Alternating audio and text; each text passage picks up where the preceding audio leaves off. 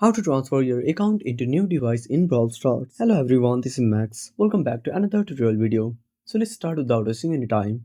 Also make sure to watch this video till the end. First of all, open up your Play Store. Now tap on the search icon at the bottom right corner. Now simply tap on the search bar and type Brawl Stars. Now once you are done, simply tap on the search icon. Now tap on Brawl Stars and make sure to update to the latest version. Now open up Brawl Stars on your device. Tap on play and wait for the game to load. Now on the home page, simply tap on the three lines at the top right corner. Now click on Supercell ID. Now tap on escape.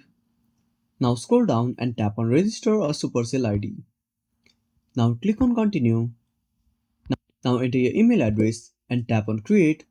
Now connect your Supercell ID. Now once you are done, go back to the home screen. Now open up Brawl Stars into your new phone. Now tap on login and click on continue. Now enter your email address and tap on login. Then enter the verification code and you are done. And that's it. Thanks for watching. Make sure to subscribe our channel and hit the bell icon. See you in the next video.